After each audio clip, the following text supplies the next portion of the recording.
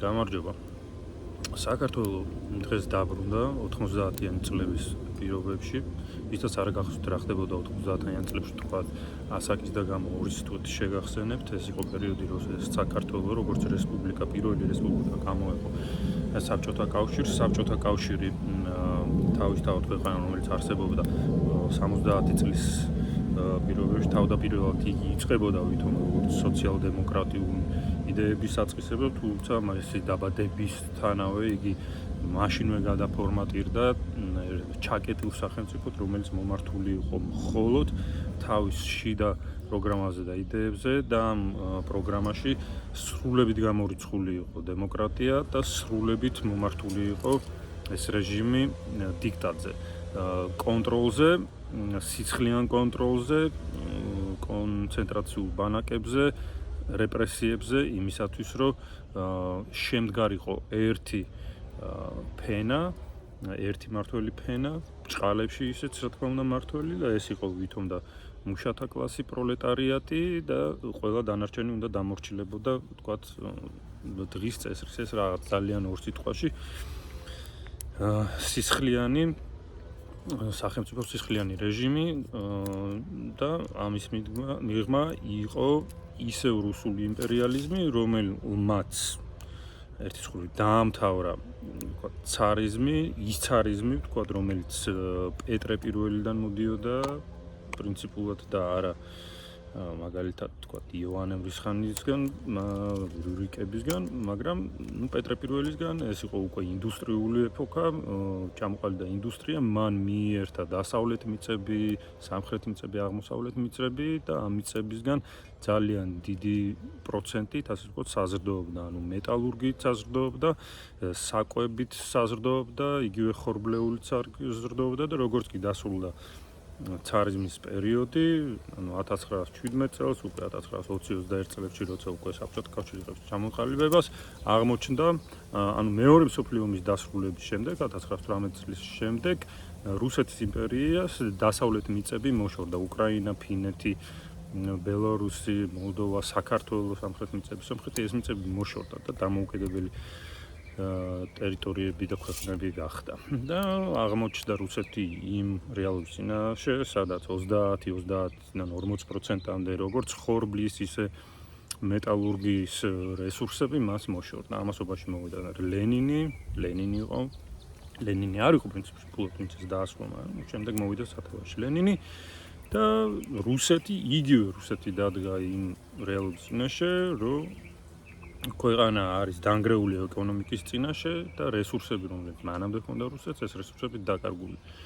დაიწყეს ისევ სისხლით, საშინელი ტერორით შემოერთება ამ მიწების, რაც საბოლოო ჯამში დასრულდა ამ სახელმწიფოების საბჭოთა კავშირში, როგორც საბჭოთა რესპუბლიკების შესვლით, ერთ-ერთი იყო საქართველო.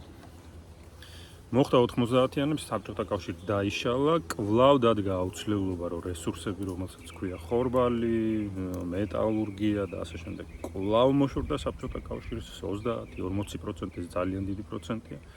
კვლავ საბჭოთა კავშირი რუსეთი მას მერე იბრძვის, რომ აღადგინოს საბჭოთა კავშირი რაღაც პირობებში. დაიბრუნოს საქართველო, დაიბრუნოს უკრაინა, სადაც დღეს ომი მიდის იგივე ტერორისტული, იგივე სისხლიანი მეთოდებით.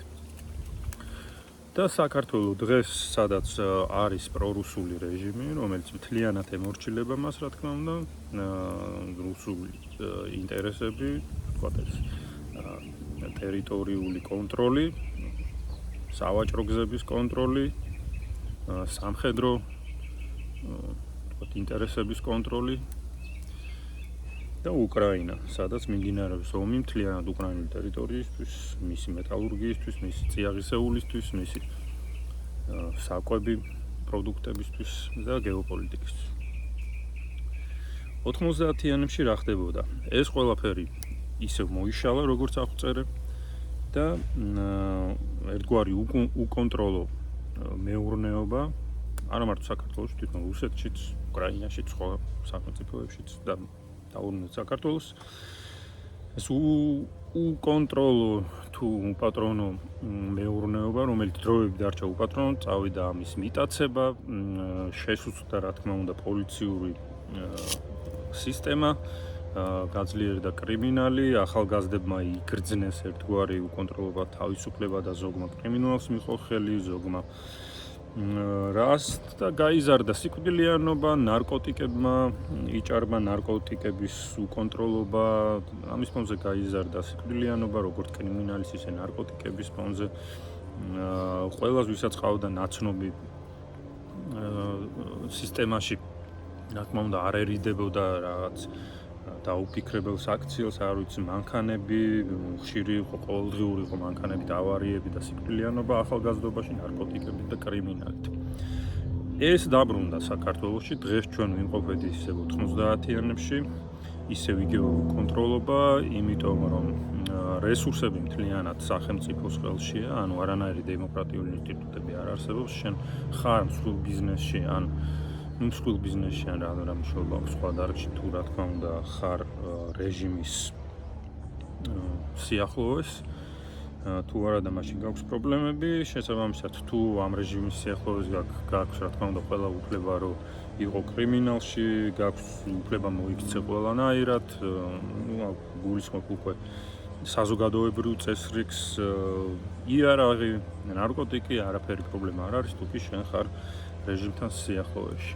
შედეგად, რა თქმა უნდა, უკონტროლობა საზოგადოებაში, კვლავ ახალგაზრდების, ვთქვათ, ისევ თავგასულობა, სიკვდილიანობა, ყოველდღიან ორ დღეში ერთხელ ვინმე იღუპება, უფრო ხშირად იარაღით, საავტომობილო შემთხვევებში, მანქანებით სვია მტკვარში, ნარკოტიკები, რაც გნებავთ ყველაფერი.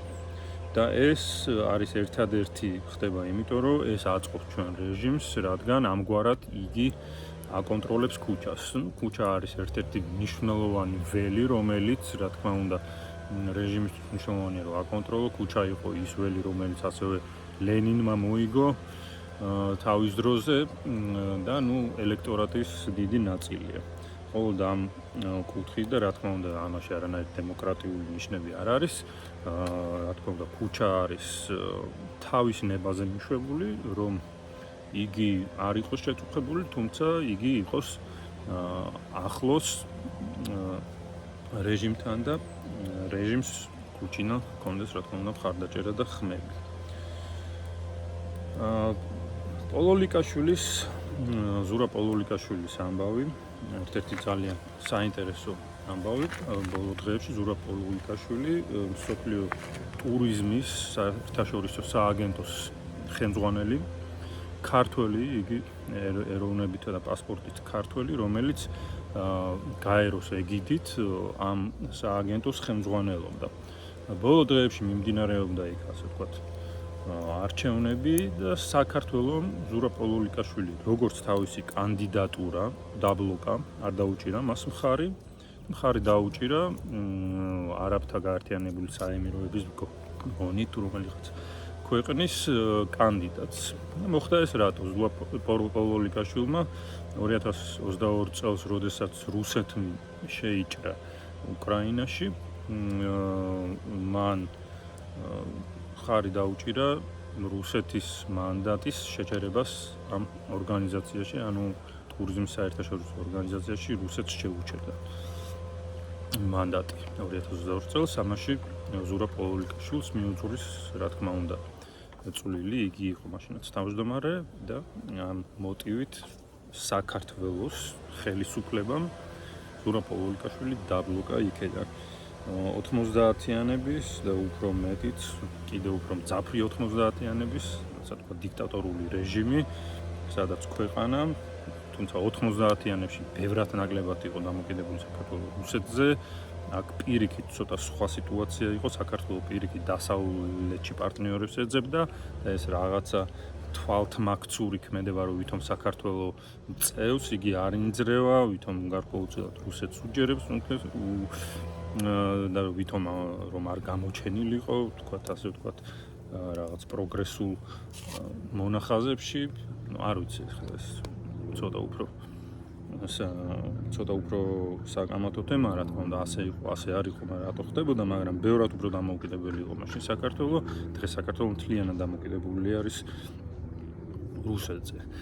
და მინდოდა ასე ვთქვი, იმ ერთადერთ ბოდვით თემას შევეხო, რაც შემორჩა ქართულ ოცნებას ხელში, იმიტომ რომ დანარჩენი ყველა თემა მოსპო, ის რომ ისინი ციხეებში არ აწამებდნენ და მიშა აწამებდა, აღმოჩნდა რომ სისულელეა ციხეებში აწამებდნენ და ხალხიც იღუპება ქართული ოცნების რეჟიმის ხელით, როგორც ციხეებში, ისე გარეთ, ისე ხდება მოტაცება, ისე ხდება თამარ ბაჭალიაშვილის საქმეები, ანუ პოლიტიკური ნიშნით მკვლელობები, ყველაფერი ეს ხდება, ბიზნესზე ზეწოლა ხდება, სრულებით ყველაფერი ხდება და ერთადერთი რაც მათ ჰქონდათ დარჩენილი ის რომ საქართველოს ომი არის და რუსეთთან ომს ქართულმა ოცნებამ საქართველო არის და ამ ბოდვას მინდა ორი სიტყვით უპასუხო, აგიხსნათ, ვისაც ჯერ კიდევ ჯერათ ამ ბოდვის რას არის და ოცნებამ საქართველო. საქართველო ომს არის და ოცნებამ ფორმულირდება თქვათ ასე რომ როდესაც მორიგი შეჭრა იყო რუსეთის უკრაინაში 2022 წელს თითქოს და დასავლეთისგან, კონკრეტულად ამერიკისგან და მოწოდებებით თქოსა იყო ევროპისგანაც საქართველო ჩართული იყო ამ ბრძოლაში და გაეხსნა ფრონტი სამხრეთიდან. ქართულმა ოცნებამ ამაზე განაცხადა უარი და საქართველო არის და დიდ კატასტროფას. ძალიან ლოგიკურია, რა თქმა უნდა, ასე რომ ყოფილიყო და ოცნებას ამაზე რა თქმა უნდა უარი ეთქვა, რა თქმა უნდა დიდ კატასტროფას. ავსდებოდ, თუმცა ნებისმიერმა ოდნავ ლოგიკურად მოაზროვნე, კრიტიკულად მოაზროვნე ადამიანმა შეუძლია ამაზე მიპასუხოს და ახსნას. რა აზრი აქვს? შეკითხვა ასე ისოს. რა აზრი აქვს?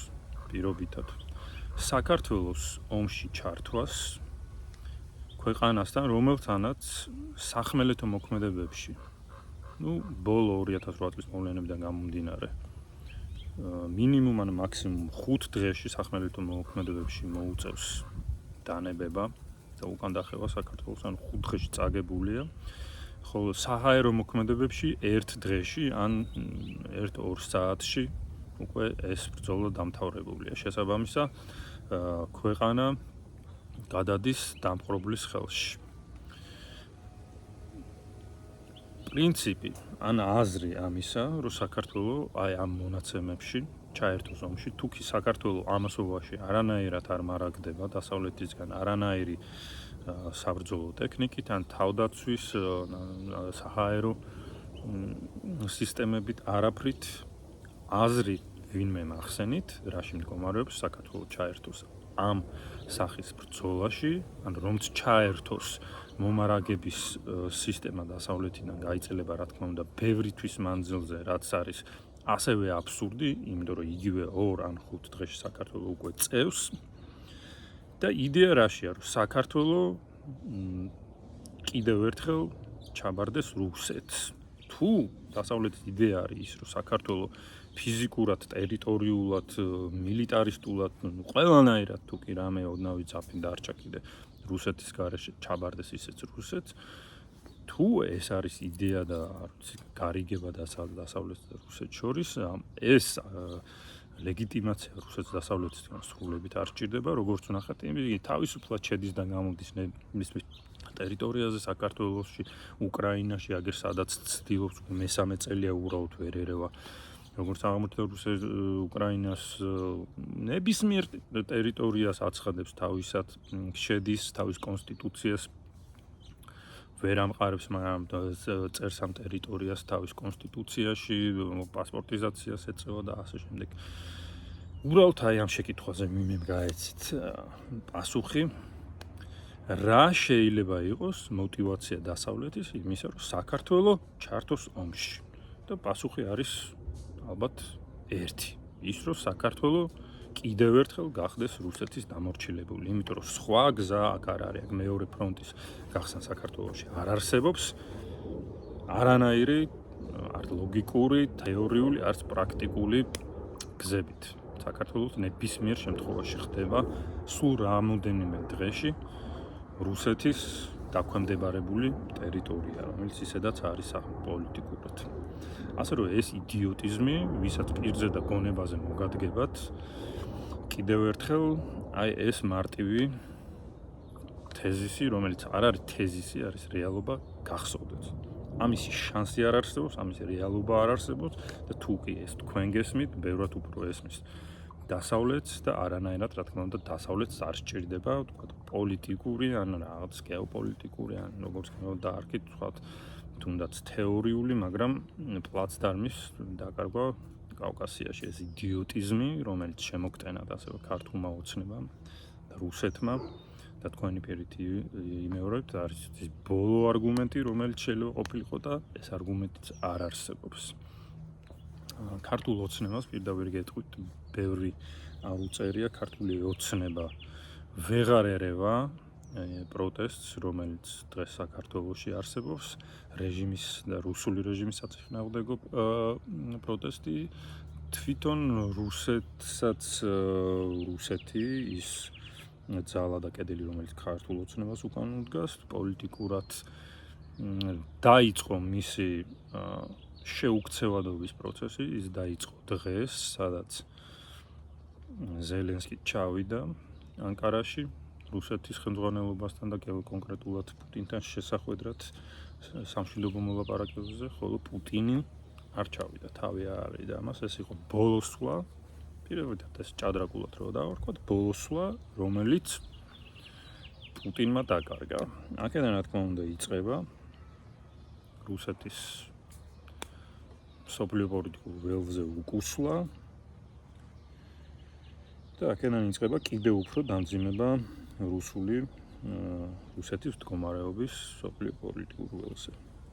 შესაბამისად, ქართული ოცნებისაც სამწუხაროდ ამას დრო სჭირდება, რა თქმა უნდა, სამწუხაროდ ამას შეიძლება დაიკავოს კაცმა არის ის რამდენი 1 წელიც, შეიძლება 2 წელიც, მაგრამ ეს პროცესი შეუქცევადი იქნება, ეს პროცესი მიმდინარეობს უკვე და შეუქცევადია, რა თქმა უნდა, ქართული ოცნების ძირგამომთხრელი და საქართველოს დამაქცეველი პოლიტიკური პროცესები. ეს ასეა, საქართველოში ეს პროცესები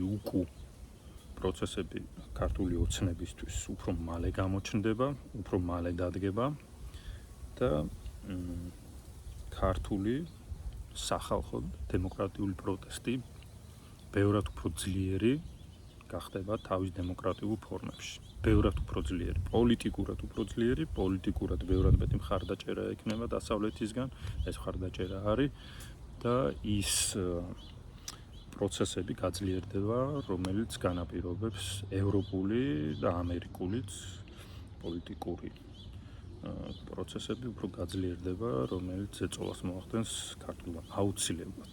ეს არ არის რაღაც ის, რასაც მე ვიგონებ, ეს აუცილებლად მოხდება, შეუქცევად. ეს არის სინგულარობა.